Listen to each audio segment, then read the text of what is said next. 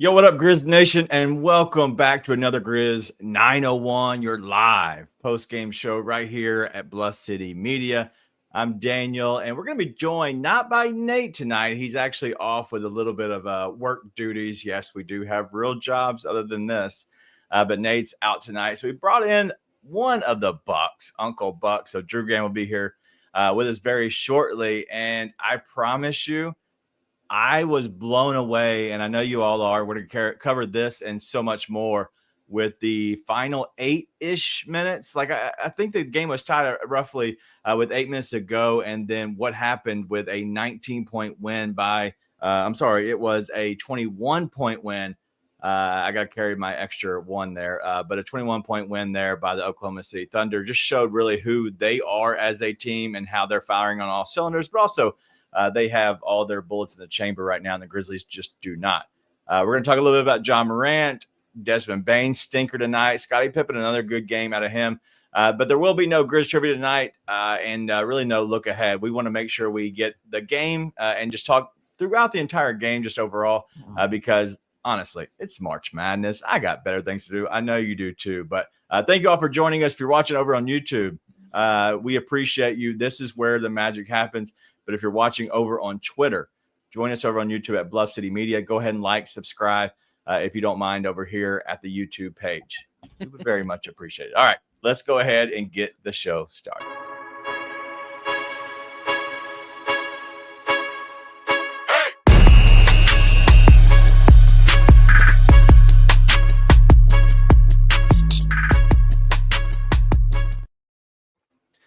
Yes, there you are. What up, Uncle Buckman? How are you?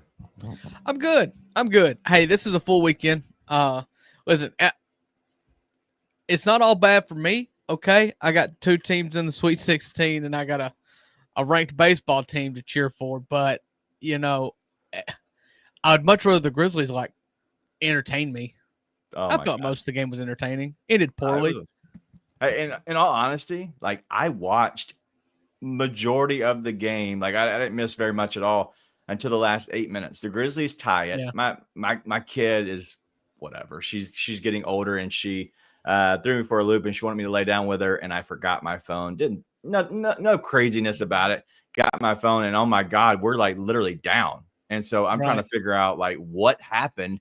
And so I go back and try to watch the last 3 or 4 minutes of it, and then I'm trying to catch up, trying to speed watch a little bit of it. And then I look up and the game's over. It went by just like that. And so I'm not going to be the best at the last 8 minutes of the game. I have a lot of thoughts earlier on, but we're going to get your thoughts. So kind of off the top rope, Drew, what happened there in the last 8 minutes?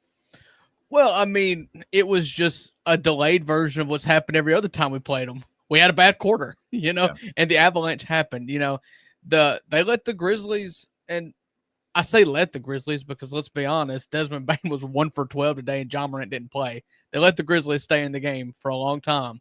Yeah. And then they just put the clamps down and they forced Vince Williams to take shots and they just let Desmond Bane keep shooting. And it just went to pot really quickly. I can't remember the other Oklahoma City games vividly, but I do know that I believe in one of them we had a horrible second quarter and another one we had a horrible third quarter. And this time we had a horrible fourth quarter. So maybe if we play them in the playoffs, we've pushed it to, we would suck in overtime. I don't know. But I was really encouraged. I even said on our show, we pre-recorded yesterday.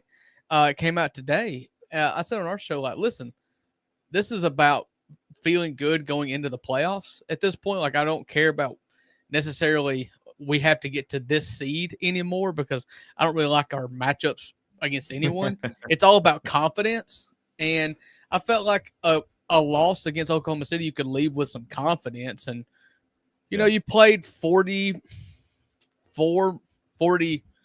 minutes of really solid basketball.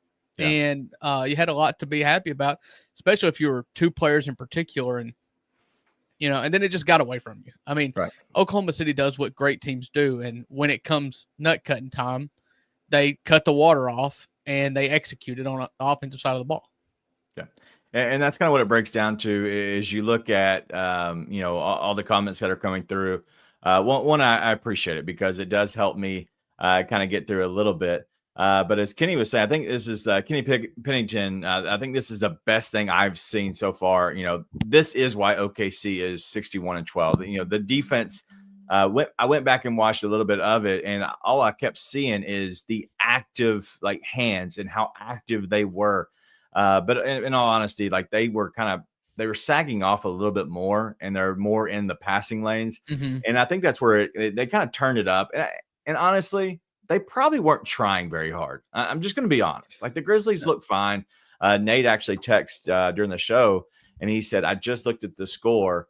How are we even close?" And Desmond Bane has not scored yet, and it was past halftime. And so I believe he didn't score his first 3 points until 5 minutes and 41 seconds to go in the third quarter. So we'll talk about Desmond Bane just overall. But looking at Lauren's, hear this comment: "Look ahead. I'm not going to look anymore." Yeah, the schedule's daunting. Listen, I know that there's just anytime we lose, especially when we go on we are the victims of a big run and an ugly end of the game. It's just fuel to the fire of the folks that I feel like are just not happy to be watching Grizzlies games anyways. I thoroughly enjoyed 3.5 quarters of that game. It was scrappy. And then Oklahoma City just cut the water off. I mean, and that's just all I can say. I mean, I know the Grizzlies at one point they were either about to take the lead or they had just taken the lead, and the Grizzlies come down with a possession that late in the shot clock, Vince Williams has to shoot a corner three. We get the offensive rebounds, and Jalen Wells has no one to throw it to because they got Dort face guarding Bane, and they're helping off on Jaren, and you force another Vince Williams contested floater, and it was just okay, what are we supposed to do there? That was just incredible defense by Oklahoma City. And I believe I saw in the comments a minute ago, 5 of the last 7 possessions for the Grizzlies ended in a turnover. Sheesh. They just cut the water off. Yeah. And that's what it comes down to is when you're loose with the ball and then a team that is very good defensively turns it up, that's where it comes off to. But listen, I want to talk about this because I want to get your thoughts because I've seen a lot of this. And Kevin, man, I am not. I am going to try it. Go Tro. Because the Tro has to be there. And go GAU, go Tro. Yeah, Kevin, go Tro. Look at you. Maybe because you have a little bit of the Ole Miss LSU connection, the Mississippi there, a little Biloxi down there in the Bayou. I'll be in the Bayou in a couple of weeks. I can't wait. But Kevin Goodrow, he says Jenkins has zero feel for fourth quarter. So tonight, a little bit of a coaching malpractice. You're never going to catch me saying that the main problem is the head coach when your star player doesn't play for the 6th straight game and your third best player goes 1 of 12. I'm just not. I know that everybody's going to throw the stats at me that Jaren, I think the game was ultimately lost when Jaren took his 4th quarter break. But let's be honest, he was the only player that was playing.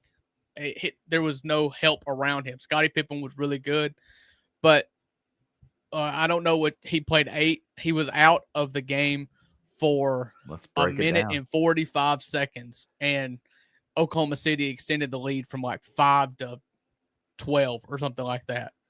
Wow. I don't know what to say other than Desmond Bane, who makes $35 million this year. He gets paid $414,000 a game. Went 1 for 12. I mean, and John Morant just doesn't play. I'm never going to be the guy. The coach should always be the guy that takes the fall first. Yeah. So, if you want to fire Jenkins, that's fine. But ultimately, players play these games. And Desmond Bane went 1 for 12, and John Morant missed another game. And this is the best team in the NBA. Right. So what I'm looking at right here, and I apologize for not looking in the camera. This is the number one rule I'm taught. You can't not look in the camera. But so he goes out in the third quarter at 6:16, and they're down by 5. Okay, and then at some point he goes back in, and this is why I enjoy this.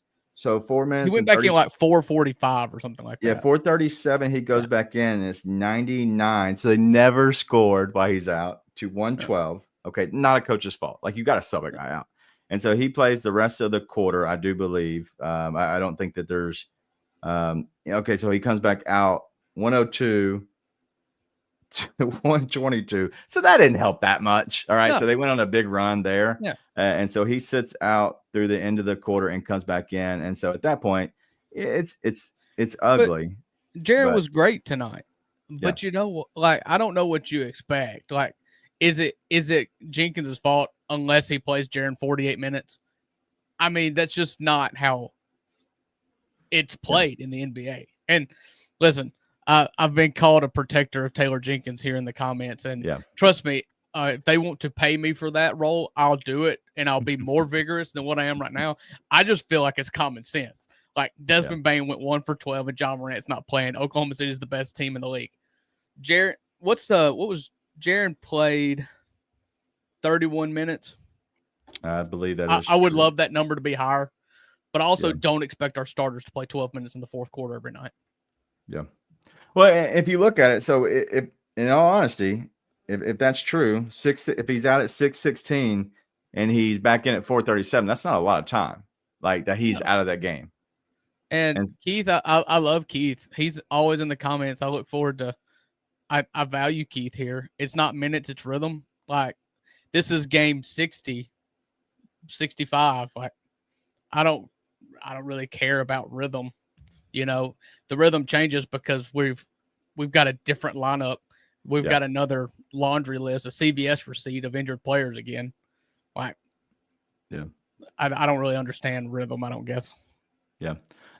So there was something that just happened, and I'm trying to pull it up because I see a lot of people talking about it in the chat. But it looks like the Lakers got beat by Josh Giddey buzzer beater. The buzzer beater? I got the real app notification saying Giddey walked it off, but it didn't say who it was against. So against the Lakers, and so I would assume everything stays put with both teams losing. The Grizzlies are still tied with the Lakers. Both 17 games back, but as Grizz Company man, welcome back, buddy. I hadn't seen you in so long, but battle the bums at the Forum Saturday, no doubt. So the Grizzlies do take on the Lakers this Saturday, I do believe, and so it will be a battle of the bums, no doubt. But it will be a chance maybe Ja Morant comes back, and we're gonna talk a little bit later because I think that needs its own little spot. I don't want to discuss it too much too early, but looking at this game. I know we talked a little bit about Desmond Bane, but I want to go ahead and get into it. Desmond Bane, 3 points, just an atrocious game. It's awful. Why? Listen, you've got really good perimeter defenders if you're Oklahoma City, and who else you gonna guard? Yep. I mean, they obviously chose Desmond Bane over Scottie Pippen Jr. Scottie Pippen Jr. had a really good night. It was not only because he was poorly defended, but it was lots of hustle for Scottie Pippen Jr., lots of passing lanes, lots of getting out and running. He was incredible tonight. But you also had Luguentz Dort face guarding Bane. Yeah. And then, he had open shots. He just didn't miss it. This is what you see out of Bane. I feel like it's almost concerning at this point is that when he doesn't have it, he wholly doesn't have it. Like, he can't get it. That is concerning to me at this point. We've seen it too many times this year. That he doesn't have the high floor that you want from like a two guard that's beside a dynamic point guard star of the team. He's not a high floor guy. Yeah. He can really crater this year. He's shown. But I mean, it was good defense, and he just is not, for one reason or another, just able to get back on the horse, halfway through the game. I see everybody in the comments. I try to not be negative to them on a personal level. This is just the dribbling. Yes, that's on the court. So if you're saying Bane has short arms, I'm down with a joke. I'm cool with that. I can't make that joke, but I try not to put it up on the screen. So if you do say it, I am laughing internally, and I probably will mention it on the show. I just don't want to put it up on the show. So that's why, if you're wondering why we put stuff on there. We got to keep some things secret to encourage people to come back live, And I try not to put curse words up just because kids watch. That's why we don't cuss that much on the show. Unless it's super late night, just because we hope, you're probably not going to wake up the kids and let them hear it, even though they might listen to it the next day. But that's why I just thought I'd share that. But I don't think his arms being too short is the problem. But you look at him being the 1A or the 1B. I don't think Dez is ever going to flourish in that role. And I think that's kind of where he's at right now with Ja out. No, I think you've seen Desmond's ceiling, at least for now, this year, because Yeah. you've had to count on him a lot. You see in lots of cases where the number 2 guy gets paid number 1 money by another team that thinks he can be number 1. I think you've seen this year that Yeah. Desmond Bane is not ready for that yet. He is CJ McCollum. He is not Damian Lillard. And that's no shot at Desmond Bane. And I don't think I hope nobody hears that from me. But I mean, it's just true. But you saw late in the game in close games, they were doing the John Morant high pick and roll with Edie, with Bane, and it was just getting deflected constantly. It doesn't have anything to do with short arms. It's just awareness. It's just comfortability with the ball in your hands in clutch situations. It just wasn't pretty. And Desmond Bane has been wholly. It's unfair to him to ask him to do that. That's just what it is. Like, he will always be better, and you can say this about 24 Grizzlies players that we've seen since John Morant's come to the game. He's just better when John Morant's on the court. Well, who isn't?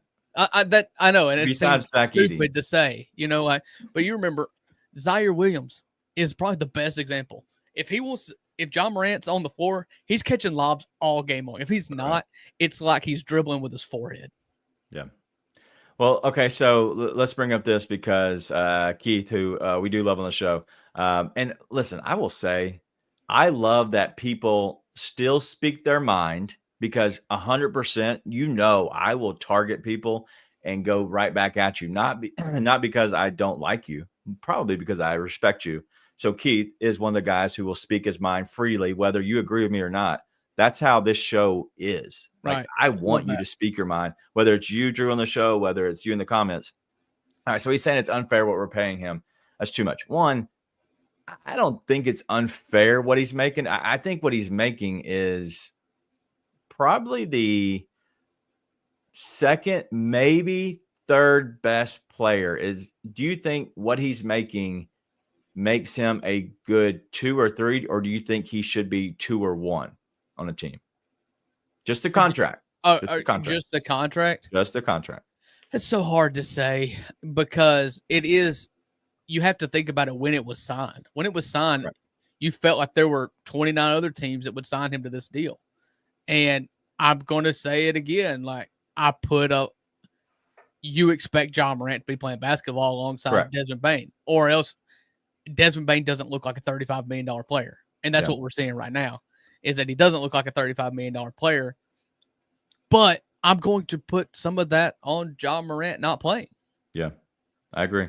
And that's kind of where I stand is, like, if Ja plays, very, very, very, like, an uptick because he excels when Ja is playing in the game because he has a little bit more open shots. He doesn't have to be the guy. And in all honesty, and this is probably a little bit on Taylor Jenkins, like, there's have to be some figuring out of the roster of, all right, do we go away from the point guard?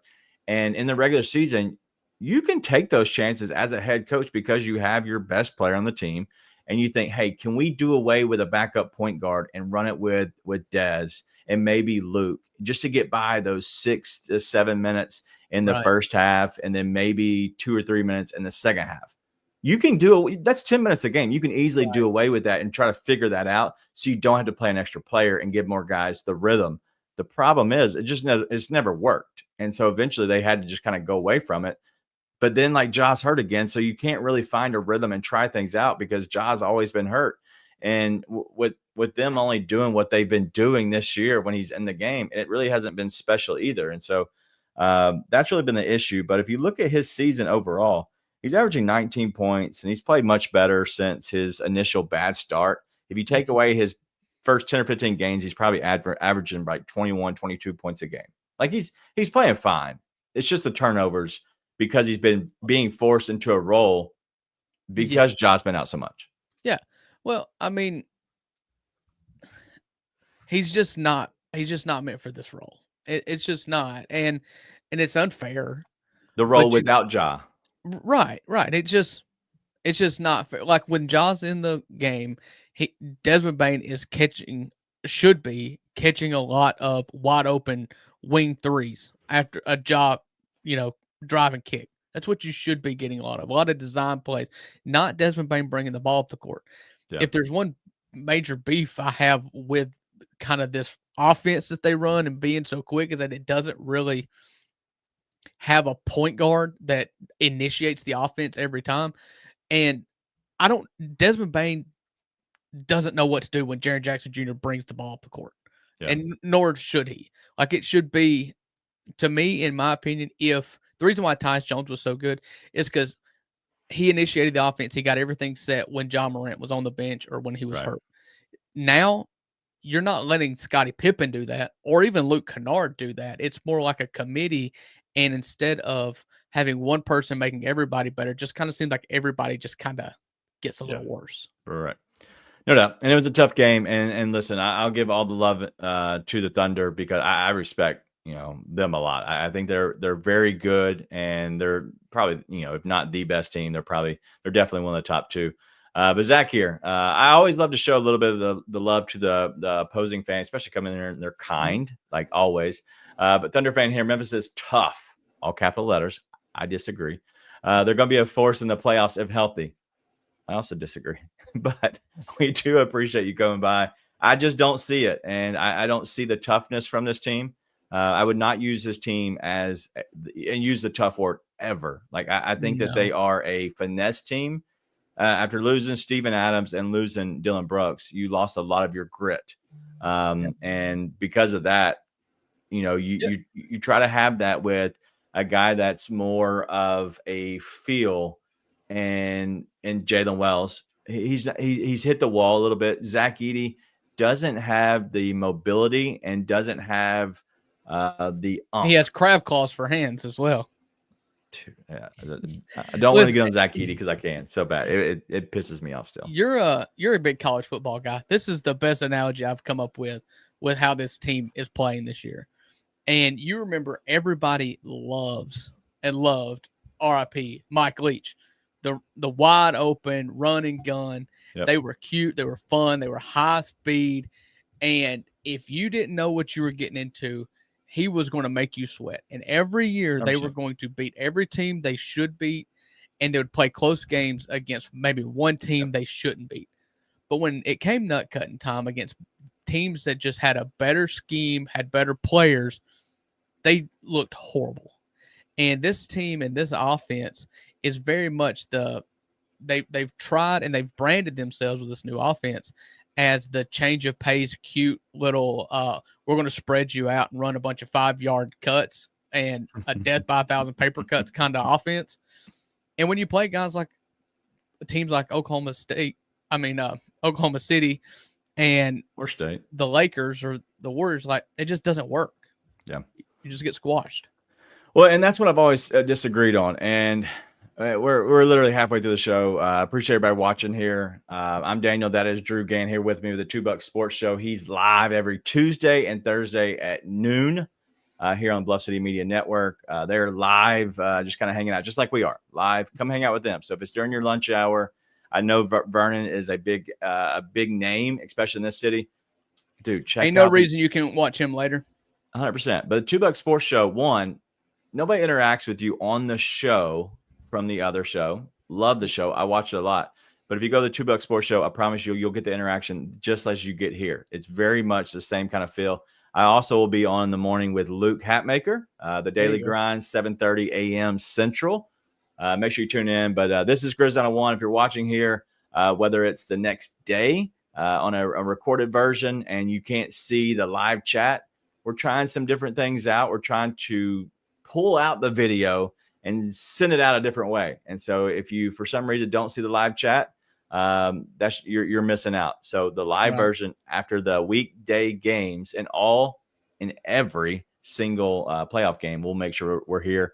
And if you didn't hear the news we put on the last show, it was very much a 11:15 news cycle dump. We believe this is the last season for the show. And so listen, things happen. It hurts me even now. Me just saying that, I literally got the sweats again. I hate it. But I've talked to Kenny this week, and we're trying to figure things out. I just don't think it's going to work. In all honesty, I just don't see how there's a new deal that we can get to. I would love to be surprised, but we just have to do it for our families. There's a lot of time that we spend that I have to leave for my kids or doing something else to hop on and do the show. And we don't want to do it the disrespectful way of not putting our all into it. So we're trying to figure things out just so everybody's aware. But as of right now, we do not see a vision for the show next season. So just wanted to share that, especially during the middle of this show. Well, I said it in the comments when you broke the news on, I guess it was Tuesday night. And I'll say it here for everybody else. You guys have the toughest job at Bluff City Media, and it's not even close, especially with kids. And I've got my own. And to be able to watch a game may make your wife angry while there's kids. And then to say, okay, baby, now I'm going to go record a show at 10 o'clock after I've watched this game for 2.5 hours. Like, I'd come in bruised. I would come in bruised. And rightfully so. So I've enjoyed it while I was here. I hope wherever you land somewhere. No doubt. Well, I'm obviously I'm getting a big opportunity doing other stuff with the coaching company. We are live on the Stadium Network every day at 9 a.m. Central. We do sports betting. We do just sports talk stuff, but it's a live show. There's a lot of people on there. That's been a big opportunity that I received from here. Like, because I was doing this show, I was able to cut my teeth in a little bit of it, but also that's kind of where I found myself. That's the reason I'm not doing that show and I'm taking away from this show. It's just, I literally, it's the night stuff. Right. I literally got out of bed with my wife trying to watch the game on my phone while we're trying to watch Residence, which is effing awesome. I don't know if anybody's seen Residence yet. It's brand new on Netflix. I was like, hey, I gotta go. And so I hopped out of there and came in here, but that's why. And so nothing about Bluff City Media. Love Kenny, love the team. And who knows what will happen. Just letting everybody know that's the direction. So back on the game. I don't want to get off too far on that, but I figured we were halfway through the show. And yes, it is probably Zach Kleiman's fault. But he could not take listen, I'm going to tell you what, if they don't fire Taylor Jenkins, and I'm a Taylor Jenkins fan as much as the next guy, if they don't fire him, I may quit because I can't take this anymore. All right. So let's talk about this. I want to get away from this game just completely. Okay. So the Grizzlies played well for maybe 40 minutes. Call it 40 minutes. 40 minutes. Fair. 40 minutes. Sucked the last 8. Fair. Whatever. And maybe if we're not going to be here, maybe Taylor Jenkins can start doing the post-game show. Who knows? I don't know if he's got anything else to do. But I want to go away from that. Okay. And I want to ask, is it fair or foul? All right. So fair is like, hey, that's just, and I'm just made this up. Foul as in like, no, you can't blame it on that. Okay. It's opening day of baseball. Yeah. Fair. We know what you're talking about. Hey. We're locked in. Hell yeah. Cardinals are 1-0. Fair foul. The new offense is more to blame than Taylor Jenkins. Man, you're getting into some stuff there that I have some real questions that I need answered because I don't know. I want to know who makes these calls. Like, who decides that Taylor Jenkins fires his whole staff, 2 months before the season starts and they do start over with a new offense? Is that Taylor's decision or is that Kleiman's decision? And, who decides that once that, and if it was Taylor's decision, then why did Kleiman draft Zach Edey, who doesn't fit in it? And I mean, there's a lot of stuff, and I'll be consistent. You had to have buy-in from Ja. The offense could have worked, but you had to have buy-in, right? And he didn't buy in, and I think that's probably fair of Ja to say that, like, I don't like this. It doesn't do what I do well. But he didn't buy in, and therefore the offense flopped. And he got hurt a lot. It felt like a season where when you needed repetition to install a new offense that they may have had a conviction about, they were never able to get the consistent minutes and string of games together to actually work the kinks out and figure it out. I mean, we're through.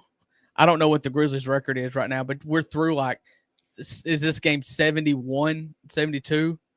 Yeah. And John Morant still hasn't played more than 6 games in a row all season. Like, I just don't understand how you install this. You know, this isn't college football where you go through 2-a-days for 4 weeks and then you go to fall practice and all this. Like, you got a 5-day training camp, and then here you go, you're starting preseason in which your players don't play.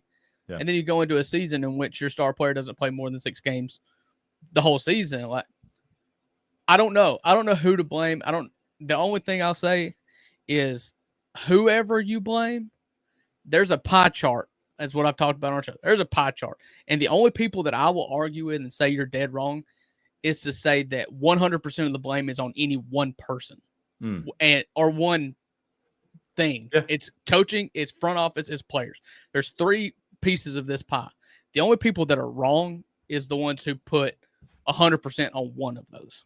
Yeah, no doubt. Well, you talked so long that you put Wayno to sleep. I'm kidding. Wayno's got to go back to work. Shout out to Wayno. We'll see him definitely in the morning. He's a real OG of the Daily Grind, but also the $2 Sports Show. For sure. He wakes up at 4 a.m. on Tuesdays and Thursdays to get in the chat to watch the $2 at noon American time. Dumb.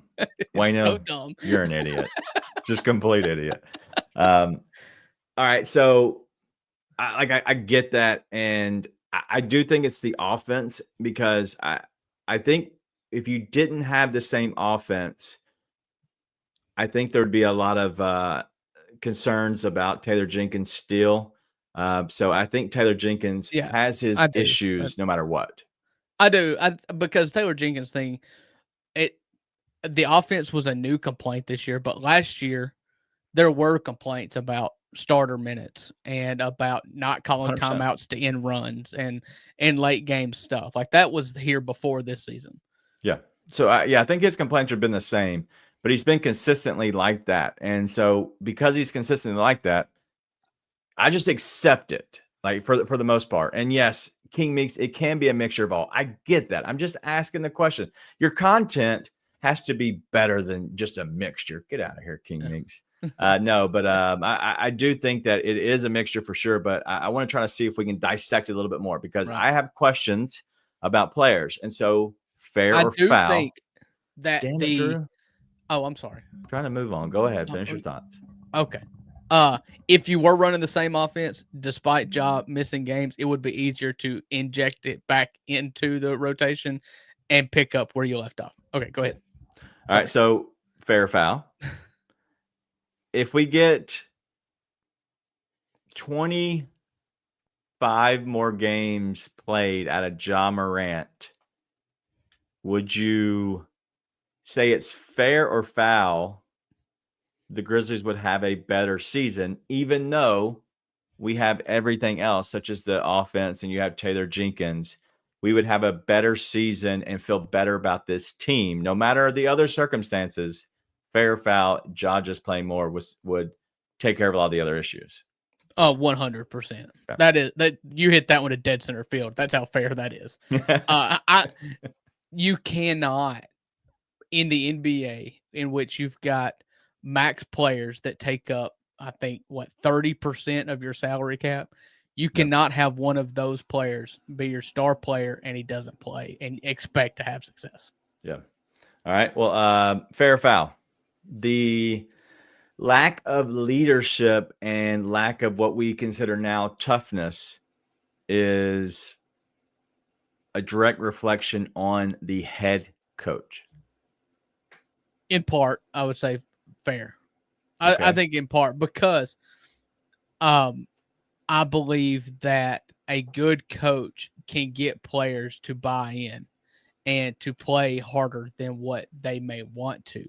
Because what some of us as fans, like, we choose to do this. We spend our time, we spend our discretionary income to do this. We love it. The NBA players, it is a job for them, a lot of them. But I think the great ones, they have a blend of this is a job I take seriously and I have a burning desire to be great. But some of them, it's just a job. Yeah. And so I do believe that's fair, because I do believe that coaches can get those players to buy in a little bit more. Okay. And especially with the toughness and the defensive thing that Taylor Jenkins is supposedly prides himself on. Right. Like the defensive effort down the back, he hasn't been able to get an effort on defense. All right, so I disagree with that part. What I look at is I look at scheme only with players, because I don't think that on a professional level of really any sport, but definitely the NBA, there's really not much a NBA coach does other than just kind of hypes the players up, calls good ATOs out of timeouts, down the stretch makes key decisions. I think that's very important, and that's what that one is the main one that he lacks, is the feel. Like the key stuff down the stretch is the biggest one that he lacks. But it's also a lot of just keeping everybody on the same page and keeping all the drama. I promise you, I know about more drama than I won't say any of y'all. Most of all the fans know about. Not all the fans, okay. Most than just the casual fans that are Grizzlies fans. I know about a lot more drama than you know about. And I guarantee I don't even know half of the drama that's happening behind the scenes. I believe that 100%. Because of everything. Dude, these are young guys and they all have egos. There's so much that's happening. You need a head coach that can manage all of the egos. I think that's the number one thing that you can actually do as a head coach is to manage all the egos. And so I disagree, but I do agree. So I'm going to follow that up real quick. Fair or foul. This same team would be better with everything else that has happened this year with a new coach.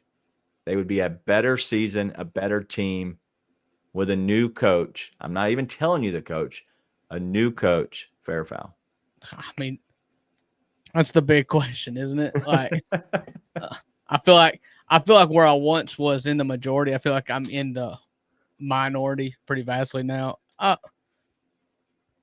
For the reasons that you just outlined, where it just seems like he may or may not have he may have lost the locker room, because his biggest asset, in my opinion, was that John, Jaren, and Dez would fight for him, like in the media, like publicly, that they had him and they had his back. They aren't anymore. What do you mean? Well, okay, so what makes you say they're not fighting for him? Oh, well, I just think that it comes down to Ja for me. I feel like he should be playing. I feel like there's been many games that he should be playing this year. Okay, so listen, I love going down these rabbit holes because I love picking things apart. It's what I do best. I just love dissecting things and trying to figure out things because it creates good conversation. I don't ever get upset, and I don't think anybody else does. You're not gonna hurt my feelings, right? No, I like just dissecting stuff, and so it allows conversation. So in your opinion, like I hate the way that this team. Okay, back up. I hate the way the best player on this team acts on the bench when he's not in the games. And there's not like a 28-3 run in Utah, he looks miserable. Right. But then you catch him doing a dance with his head coach and everything's cool. Like, I don't understand it. Like, where's the difference? Like, is he not the guy that should be actually on the front line, getting in people's faces, helping be a coach off the court, but on the court? 100%. Where is this at? I don't get that. That's my issue with all of this. Well, something's obviously kind of gotten off a little cattywampus with Ja, because I mean, you remember back before he had the injury problems, you know, that 21-22 season that everybody, or was it 22-23, that everybody just adored, you know, the post-game interview mobs and everything. That I felt like the ringleader to all that fun and excitement and just youthful attitude and who gives a crap about anything was spearheaded by John Morant. Yeah. And I feel like the weirdness of this season is also spearheaded by John Morant. Yeah. And I don't know that I blame it on Taylor Jenkins, but I do know that something has to change, and you're not changing John Morant. And so if you look at what Cleveland did, you remember Cleveland after last season's exit in the playoffs, Jared Allen wanted out, Donovan Mitchell wanted out, everybody wanted out, nobody was happy. The only thing that actually ended up happening is they just changed their head coach. Right. And JB Bickerstaff is a good coach. I believe that Taylor Jenkins is a good coach. I've never mistaken either of them to be great or elite, but they're good at what they do. Right. And maybe they're both just developmental coaches, and you just got to get another voice in here. Yeah, voices go stale at some point. It just happens. I agree. And a very, very real illustration for me. I've been at the same company. I'm still the same company. And no, I don't sell used vacuum cleaners. Even though King Meeks thinks what I do. He plays bass in a Pink Floyd cover band. I actually, have you seen does anybody remember the old rainbow vacuum cleaners? The one that you put water in the bottom and then maybe I sell rainbow vacuum cleaners on the side. I may hate you because I have one. I used to have one. We fell for that one. Yeah. I don't even know where I was going with this, but when I look at this team, I see a lack of leadership, and that's where all this comes back to is, and I don't know who to blame, and it's probably everybody. Yes, but you can't have your number one dude, and I'm always going to point the fingers at the head dudes, and I will not stray away from looking at the players because they're the main ones that make this go. You can win in spite of a coach. That is the number one thing. Can you win with a good coach? Can a coach help you win games? Yes. I think that's the difference. This team could win in spite of Taylor Jenkins. This team has won more games because of Taylor Jenkins. I just think that they're not syncing up. And for whatever reason, it's just not working. So my thing is, I don't understand the directions and the decisions that happened in the offseason. Okay, let's get past that. Okay, I think Zach Kleiman's done a decent job, but I don't think he's not traded well. He needs a hostage negotiator to hire during the offseason to try to figure out how to do trades because he's terrible at it. But then if you get past that, there's been no offseason moves, and his first round picks have sucked. Yeah. Plain and simple. Listen, I'm a fellow short man like Zach Kleiman, and sometimes I feel like when I get in a room with people, like everybody just looks over my head, and that's a short person. That's why when you're short, you have two options. You either try to be funny or you're like Nick Saban and you just hate everybody. Like you have to scream the loudest, you know? Yeah. I choose to be funny or try to be funny. Zach Kleiman feels like every time he goes into a room, he's pulling at the tail of somebody's coat. Like, hey, listen to me. I'm down here. Just listen to me for a minute. But he never can get it done. He's always talking about it. But for some reason, the other parties just never want to play ball, or he prizes his possessions too much, which I think is the problem. I agree. Zach Kleiman has done an incredible job at building a team for a small market team as a startup, grassroots kind of. You got extremely lucky with getting the number 2 pick in 2019 and getting John Morant. Like that, you have to have some luck. But the rest of it, he's filled this team with successful draft picks. Every one of them, every good GM has misses. Just happens to be that all of our misses are in the second round or in the first round. But getting it to the next level, and if you want to make the parallels between Taylor Jenkins being a good coach and you need to go up, like Zach Kleiman has to figure out how to take that next jump. And that next jump is to be able to make a big trade, to be able to get some veteran players. And it's going to have to be through trades because, let's be honest, like free agents don't really want to come here. No. And especially, you thought Ja would be a draw, but I don't know if I'm in the twilight of my career wanting to have one good run at it. I want to hitch my horses to that wagon either. Yeah, and the thing is, like, I do respect for Kleiman for not making bad decisions that puts the franchise at risk, because that's right. And I see so many of the names and so many of the big name people that is all these other, bigger market, and they make the swings, and you could be in the position such as the Suns Yeah, the and Phoenix can have afford to do that. like it just sucks. Like I would not enjoy being a fan of that type of a Right. franchise because honestly, it's either like, hey, we're really awesome, or man, we suck and we have no direction to go now. Right. Like that's the part that's bad. But I do have a question though. This is very important.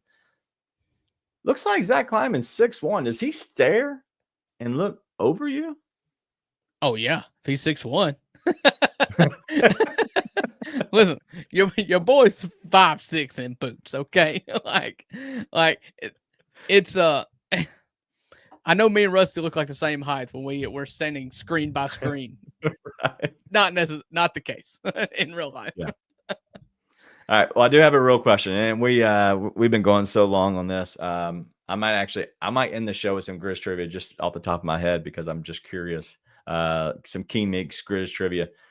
But this is fair. But Furious Styles has a question or is making a statement. Ja took a lot of losses with the Supermax sabotage that he kind of did to himself, right? The 25-game suspension and then the $1 million burglary. Okay, first of all, I get the $1 million burglary. Like that hurts you on the inside. The money-wise, probably not a big deal. The And he has security, I can insurance. understand how it's security. It hurts. Messes with your mind mental-wise. Mhm. The money part of it, I don't know if that matters as much, but I don't want to write off $1 million. The guy's making tons, whatever. But I get the mental side of it. Are we being fair to Ja when we criticize him for not being available? That's nothing to do with his play on the court because I've been very critical of that as well. I try to stay away from off the court issues because I don't want to attack people as humans. I try to keep them as players only and respect them as players. And I think we all do a fairly good job. We don't want to get too personal.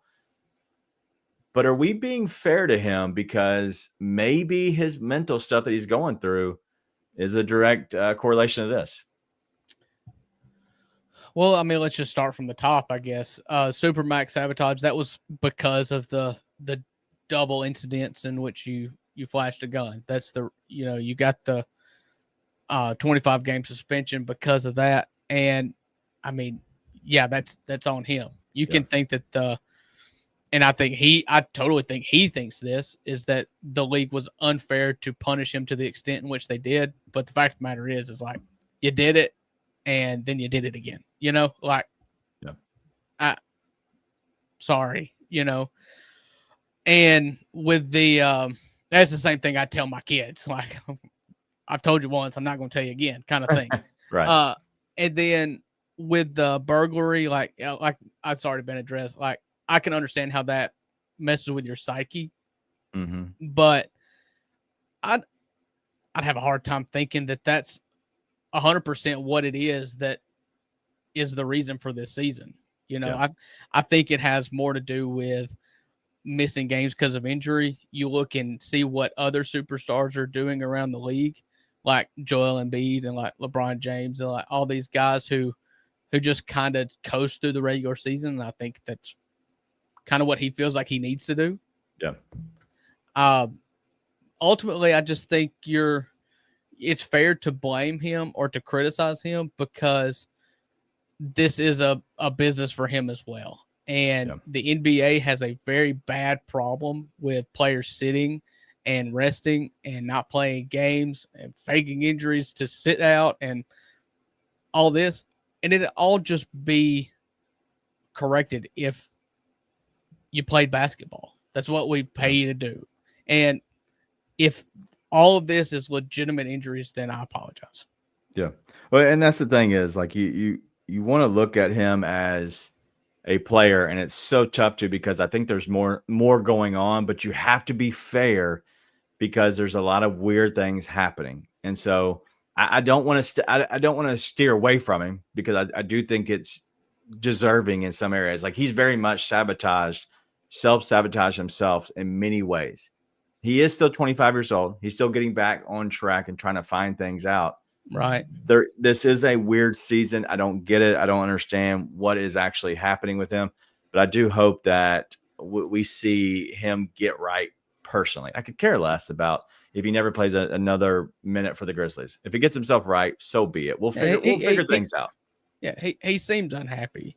Yeah. And I believe a lot of this could be squashed if it just seemed like, in my opinion, this is just Drew Gann speaking, like there was never any accountability taken. It just seems like his mindset is that it's the league against me instead of like the league office against me instead of, that team tonight that I need to beat.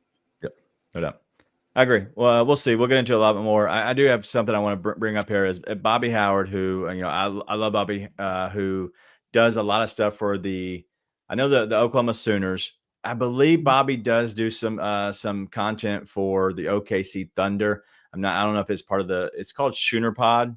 Schooners, yeah, I think whatever, something like that. Schooner Pod is what I believe it's called. Yeah. But Bobby is awesome. He has a group that does stuff over there. It's basically surrounding the Oklahoma City. The Oklahoma. Who are they? The Sooners. Sooners. Sorry, I got between the Thunder, whatever. Bobby, if you're still in here, if you have some OKC stuff, I'd love to hear it because I'd love to hear the OKC side. But if you don't have your stuff, maybe let the fans know where they can hear the other side of it and maybe what they think people outside of Memphis thinks about the Grizzlies just from this one game. I think it'd be important. So shout out to Bobby for coming and hanging out as always. But yeah, this is Grizz 901 as always. We go live immediately after the games during the weekdays and having a lot of fun here with Drew Gann of the $2 Sports Show, live every Tuesday, Thursday at noon here at Bluff City Media. All right, we talked a lot about the game. I don't want to spend too much more time on it, but I do want to put a nice bow on this. And so simply, I'm going to ask, do you think Ja comes back in the regular season? I mean, this team loves to ramp people up when they've been on the bench for a long time. So probably, again, I how hurt are you? We haven't heard. Right. They say actually Taylor Jenkins said day to day today. After he's been out for, I think this was his 6th or 7th game out in which he had 3 different injuries and no explanations, So he said day to day. So yeah, it makes me think that he could be back against the Celtics, maybe the Heat. But yeah, I mean, you're on a murderer's row here. And if the front office and the coaching staff does care about seeding, like you got to upset either Golden State, Los Angeles, or Boston, or you're looking dead in the eyes of the play-in. Yeah. Well, I think everybody's kind of the same way. He will come back at some point. I don't think it's Saturday night. I would be shocked, but I think that they're going to have to figure out some wins. A tough little stretch here, it's a brutal stretch. I mean, Oklahoma City, Golden State, Los Angeles, and Boston, in maybe not that order, and then you end the game before the final game is against Denver, and you would like to not need that one, because it's a one-off in Denver. So it's rough. All right. Enough about the game tonight. I do have a little bit, so why not? Let's have a little King Meeks Grizz Trivia.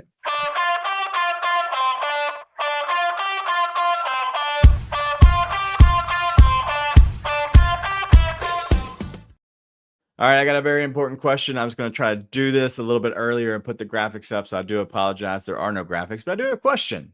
Okay. I figured you would enjoy this. This is King Meeks Trivia, brought to you by Dodge's Chicken. Maybe on Winchester. We don't even know. But Ja, Jaren, and Bane. Okay. They have played a total of 30 games this season. What is their record? It's so bad. We've played 71. We've played less than half of the games in a season. You've been missing either Ja, Jaren, or Desmond, or all. That's awful. I don't think the record is as good as one might think, is my initial inclination. I'm going to say 30 games, you said? 31? 30 even. 30. I'm going to say 17 and 13. All right, chat. Let me know what you think because he is not right. And so I'm curious what everybody else thinks. 30 games, Art, 30 games. And so I'm curious. Art's got 18 and 12.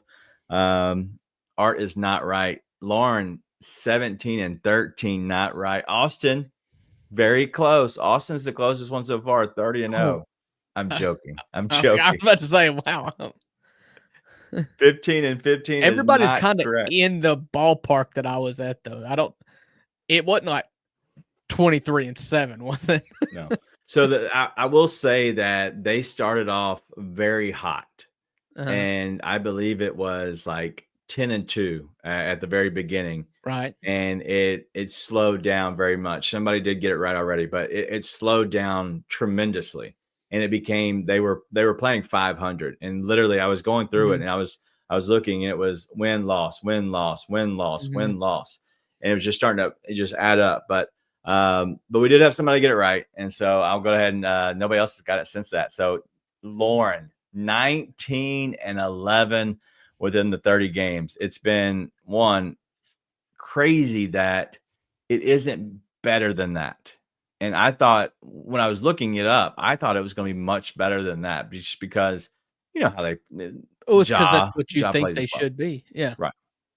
Yeah. So no, it's not as bad as most might think, but 1911 still isn't great. It's realistically, it's the same thing that they've been doing with or without those three. So, yeah. Anyway, so that is our Grizz trivia. So I thought we'd have a little bit of fun with it. But let's go ahead and look ahead real quick to the Lakers game, and we'll kind of end it there because we do have a Monday, Tuesday, and I believe those two games are the Celtics, and then once you play the Celtics, Celtics, and then you have the Warriors.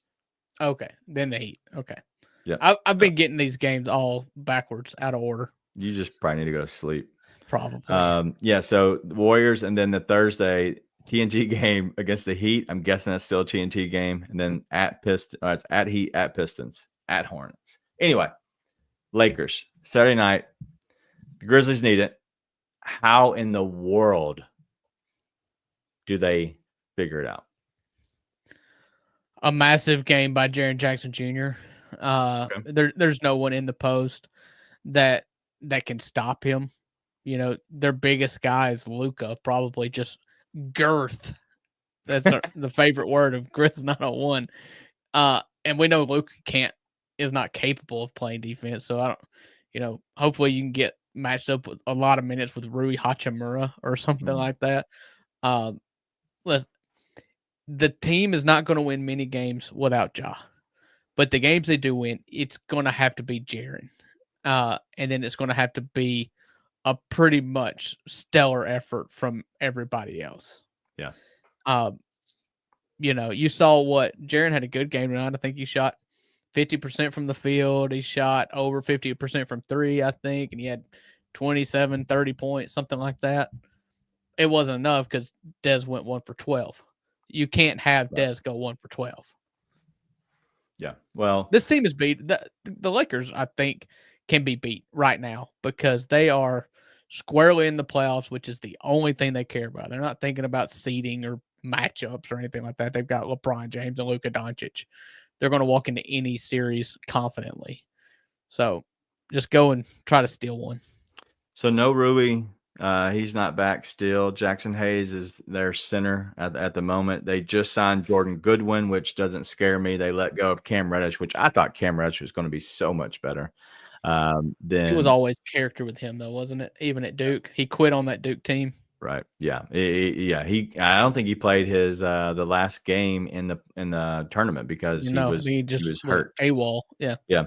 But tonight, Austin Reeves went off for 30. Luka went off for 25, 10, and 8. Jackson Hayes 19 and 8, which is shocking.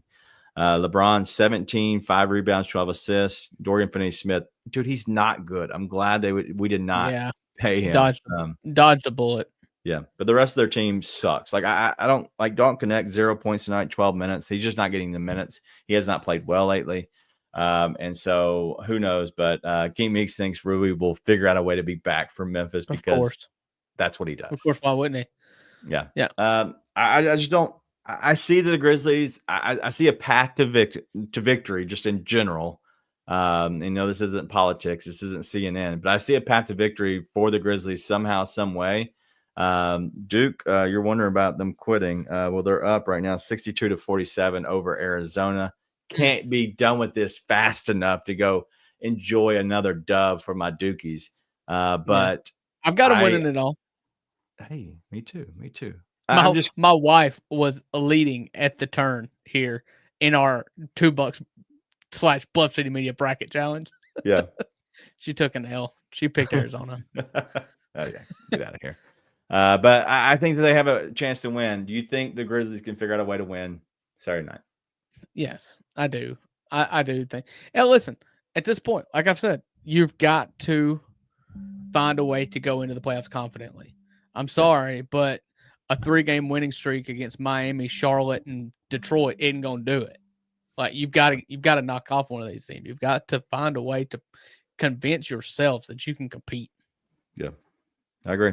And my thing is, I just want to see effort. I could care less if we lose. I just want to see somebody get pissed off, push another guy, preferably on the other team, punch somebody in the mouth if we need to. I don't care. I just want to see our dudes have a care factor. Yep. That's where I want. And at the end of the day, I don't care who has to bring that. But if you know your team needs a little bit, somebody's got to figure it out. You look in the mirror and you say, I see pride. I see power. I see a bad.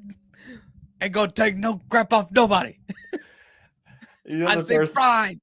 When you talked about looking in the mirror, the first thing I thought of was the Little Giants, and he's in his he's got his mouthpiece in or whatever. He's like, the Little Giants. They had a run. I mean, just great movies. Mean Green, Little Giants. Because they're OG, they're originals. Yeah.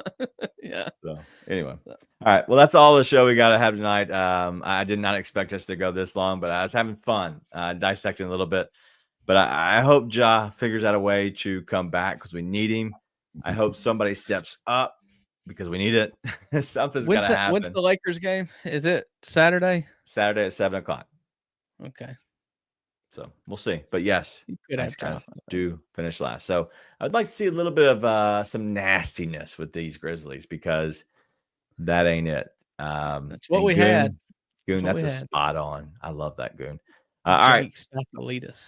Everybody have a good night. Thank you, Lauren. It has been a fun post-game show, but not a fun ending to that game. Yeah. The Grizzlies do lose 125-104, but we'll see everybody Monday and Tuesday night. We'll not see you Saturday night, but we'll be watching the game as everybody else is, as always. But make sure you tune in the morning, 7:30 Central, if you're awake, which you should be.